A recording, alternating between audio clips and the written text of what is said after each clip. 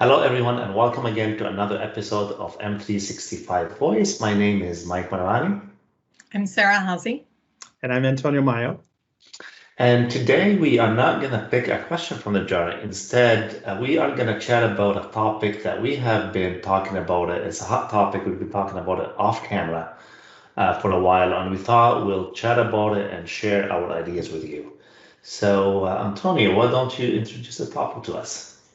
All right. So like you said, this is something that we've been talking about offline. It's something I think a lot of us face with our customers when moving into M365 or SharePoint in particular. And if we try to frame it as you're an organization that needs controls around how you manage and organize your information. And you've got an information architecture that you've designed, or you've worked with some consultants to design, or perhaps it's grown organically over time, but you have an information architecture that's designed to help your users organize their information. Which controls are too much for your business users? And when do you stop controlling your business users? Yes, it is. It is definitely a question or a situation that we run into all the time. How much do you give control to the end user managing their content within SharePoint sites? And at what point you trust them, they're not going to go off the limit and the guidelines that you have provided them, and you trust them to stay on course without messing up things in the content management. That's right. And I think we've looked at this in, we've talked about, you could look at this in two different veins. You could look at this from an information architecture perspective, or you could look at this from a permissions and security perspective as well, right? So both are valid ways to look at it. And I think we're focusing right now on the information architecture side of it. And I've seen both extremes. I've seen organizations that control it very tightly, where anytime a user wants anything in SharePoint, if it's a list or a library or a folder or permissions or a content type or a metadata column, they're supposed to submit a ticket to IT. IT goes in and creates it for them. Right. And then we've seen the opposite side where users are free to do whatever they want. And some people have called that the Wild Wild West in the past, where users can do whatever and organize information however they want. And finding a middle ground between there and having governance policies that help the organization control, that's important, but where do you draw that line? Yeah, and I think it's interesting because I think we've had conversations on the continuum of things, and you kind of highlighted how do you control new lists, libraries, folders, metadata, but if you extrapolate bigger than that, right? How do you handle creation of new SharePoint sites or new Microsoft 365 groups? And I know we've talked about that, and whether companies want to manage it and get approvals before things are created, whether they want to have a record of things after they've been created. There's a lot of different ways to go about it. But I think for me, it comes down to, on the one hand, you have governance and controls and appropriate rigor and oversight. And on the other hand, you have usability of the platform. And so you're always trying to get the scales to equal, so that way you have appropriate rigor while you're not making the platform so difficult to use that it's rendered unusable. And therein is the challenge, right? Yeah. Yeah, so I think if this conversation is happening in an organization, there is a reason for it. So if we can take a step back, why are we trying to control the creation of a site? We've talked about that from a site sprawl perspective, but if we go down to the control of creating a document library, or the control of creating a folder at that level, and just let the user only deal with content and documents, that is definitely a good reason why this conversation is happening. And most of the time it's about compliance and making sure that everyone is compliant with specific rules and regulations that the company has to comply with. Just because they don't want content there sitting there for whatever reason, or it does not meet a specific classification requirements or a specific information architecture requirements, that they don't want things to be stored out of line. Mm-hmm. So once we take that step back and we think about that, then we can start thinking about how much do we control? And if you don't want to control it and have that balance, what kind of tools we can provide to the end users and to the admins to help them be compliant. Yeah. And I've seen it come, so I have seen the question come from a compliance perspective, as you're talking about, Mike. I've also seen it come from the perspective of the IT team doesn't trust their end users. And when the end users mess up, it's going to be the IT team that has to go in and fix it. And they either don't want to do it, or they don't have the bandwidth or the resources, like the staff, to go and do it. Right. So sometimes it's a little bit of a self-preservation perspective of, you know what, it's just easier for us to do it right the first time than for us to trust our end users and go clean it up after the fact. And sometimes, and I've had many conversations with people in some departments that they even want to be able to govern who requests a new document library or a list or a SharePoint site, because they say, we've already got a site for this. I want them to come through me so that I can help facilitate the management of that. So it could be at any level. It could be security. It could be corporate communications or HR that want to limit that you don't have an overabundance of sites on a given topic, or it could be a particular business unit that wants to govern things more closely. That's right. Yeah. I tend to be a fan of, within a site, let the business users figure out the best way to organize information, but provide them guidelines that they should follow, right? That fit into, and I hate to use the term, but best practices or industry leading practices around, what should and shouldn't you do when creating folders and subfolders and utilizing metadata, right? Common things like, I am actually a fan of folders. It's a very easy concept for people to understand. I'm not a fan of deep folder structures though, right? So don't do a 24 level deep subfolder structure, right? Keep it to 1, 2, at most 3 subfolders, things like that. But that's not something you put hard controls around. It's something that you provide guidance and training to the business users on, tools to help them learn that they shouldn't do this and why they shouldn't do this.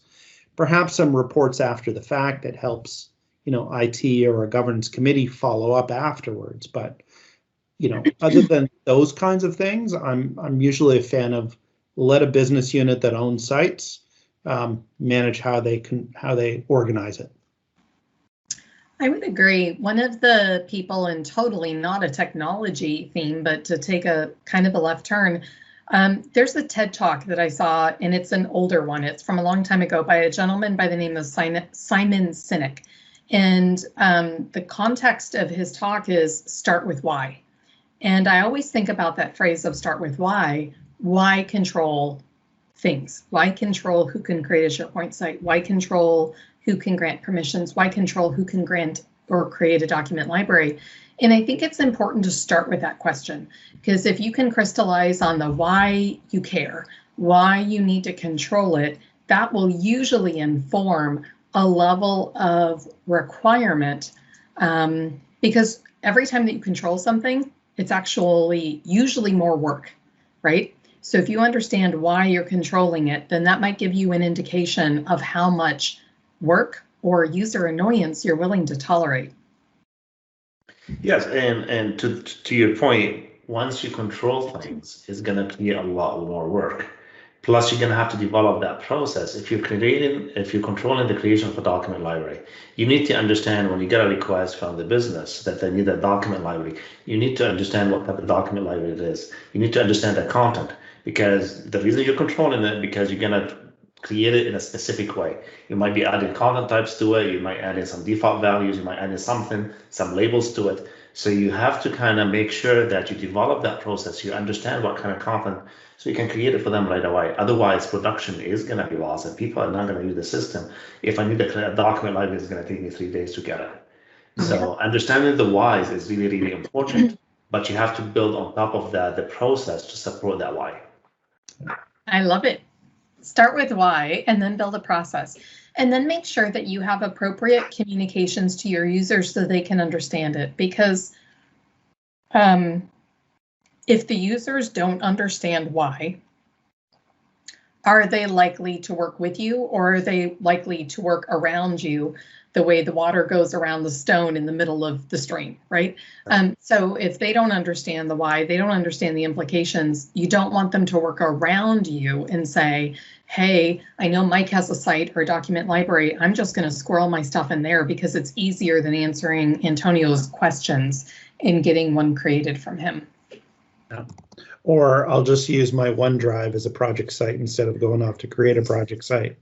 Exactly. Yeah. That's and right. Invite everybody to collaborate in there, which is a horrible thing to do and leads to all kinds of, no end of issues. But I have seen that done. So that's a great point. If you do make it too difficult through controls for people to work in the place where they're supposed to work, they will find another way, and often not ways that you would want them to. And I still find it compelling, whether we're talking about creating a new folder, a new document library, a new SharePoint site, or a new Yammer community or a Microsoft Teams team, no matter what it is, you have a point when the three of us are in a meeting or we're having a chat and we're talking about wanting to create something new. How long does that desire to create that new thing last? If the time to live between us having the idea and us fulfilling that idea is too long, we will lose all momentum towards building it, right? And that's so important because from a user adoption perspective, users have so many things going on and so much noise happening that you've got to, I think in many cases, if we're extending the amount of time required, I think in many organizations that I work with, you've lost most of your opportunity for collaboration success. Yeah. Yeah. I think you and I have had a conversation about it in the past, Sarah. If you make a complex request and fulfillment process for these things and somebody requests something, let's say a site, and it takes a long time, a week before they get that site. Mm-hmm. They often lose interest in it. They forget, why did I request this thing in the first place? Or, oh, I found another way to do it. And you end up with this thing created that no one ends up using. Versus, and it's one of the reasons, and I know we've talked about this on previous episodes, but I love thinking about it differently.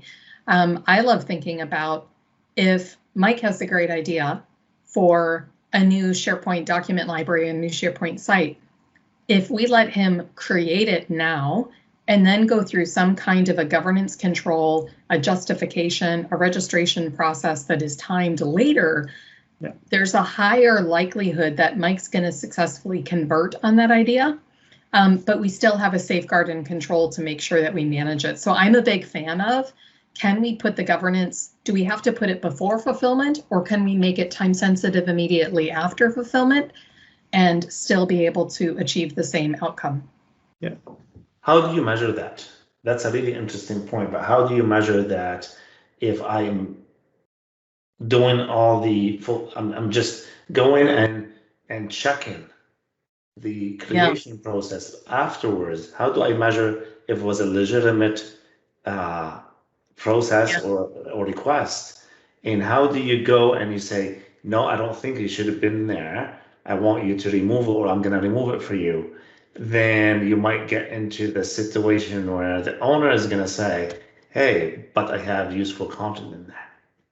So the way that I've seen it done successfully is fully automated, so there is no justification. So let's just say it's a SharePoint site for the sake of clarity based on our conversation.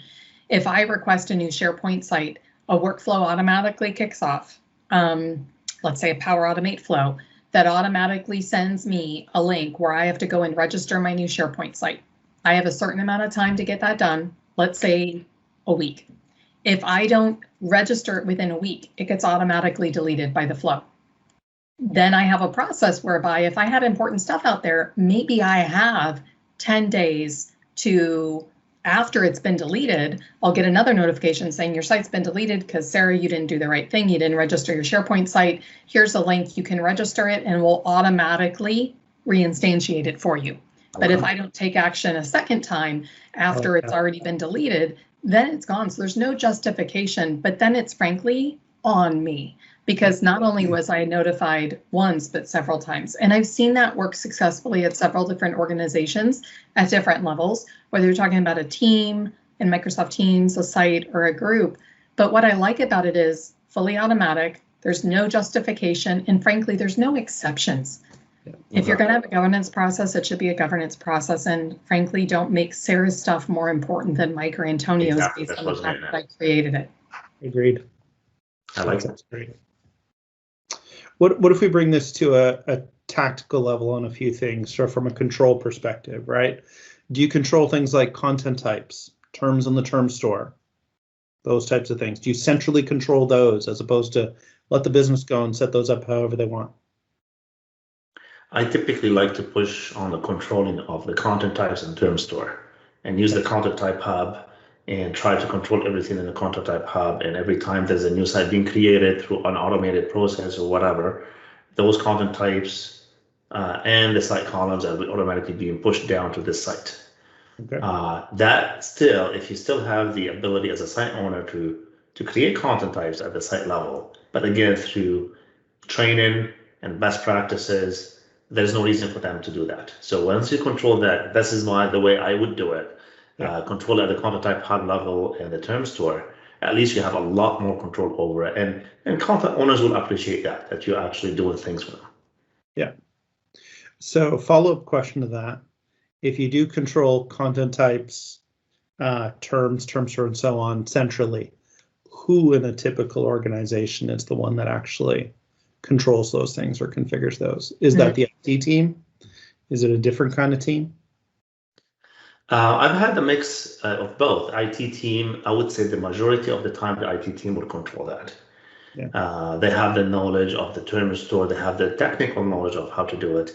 And I've seen it in a couple of organizations, only in the many projects I've done, where there is a content management team, and their role is to manage the term store, the content type hub, the compliance as well. They just manage all of that, and they have access to create them. The one thing I love about what you just said is that it's a department or a team. It's not a person, because what happens, I think, in many organizations, you end up having someone who specializes in it, someone who gets very detail oriented about it, and you want to make sure that you have a continuity factor, that it's not reliant on Mike or Antonio, right? It's something that is understood by more than just one person, because you don't want any strategy is not an enterprise strategy if it's dependent on a single individual. Absolutely agree. Very true. Yeah. I've seen a couple of different ways of doing that. I've seen a content management team, especially for large organizations. Mm-hmm. Sometimes it's a knowledge management team. Sometimes they're one and the same. If it's a smaller organization, the IT team perhaps does it with direction and back and forth with the business to figure out what's needed. My personal preference is when it's a content management team and a knowledge management team, if your company has the luxury of establishing that, because it's a certain, I'll say, I've used this terminology a lot lately, kind of a specialized domain to figure out what content types do you need, what kind of metadata columns do you need, how do you name your content types so that they make sense, all of that so that it fits in with business. Sometimes IT people are great at that, and sometimes it's they don't always have necessarily the understanding of the business process to name them effectively. So they would need to partner with the business users to figure those things out. Sure. Great. Good topic. Yeah, lots to talk about in this one. I feel like we could go on this one. It's hard to draw that line. You could go down to very detailed levels of even version control. I'm a fan of leave the default version settings, which is on, and the max of 500 major versions on documents. But I've seen some organizations want to lower that or turn it off for various reasons, and I'm not a fan of that usually. Yeah, I agree. But if you look at it as a common theme, whether we're talking about this or we're talking about MIP, if every time that you insert a speed bump into the normal flow or the normal process, you have a clear definition of why you're doing it, and you have the ability to communicate it to people, I think that's always a good kind of rule to live by, right? Yeah. If you're going to have a speed bump, have a reason why, and make sure it's understood. Yeah, I really like that, what you mentioned earlier, starting from why. Why do you want to control this? Because I think that drives First of all, it helps the organization realize, why are we even bothering to control this? And it helps them face that fact, because sometimes it's not a thing they love to face, but they need to. And then that helps you perhaps build out some better governance processes and reasons to control it or not control it, or figure out where to draw that line. Absolutely. Good discussion. And I like being able to bring things that we talk about offline, online, because frankly, sometimes the best conversations are the ones that happen after the camera stops rolling. And that's what we did in this case, right? We started talking about this after the camera stopped rolling. And I love that we came back and had a conversation that everybody can share in. Exactly. Well, thanks to you both for talking about this. I think this is a great topic for everyone. It's a question that we face often. And thanks everyone for listening.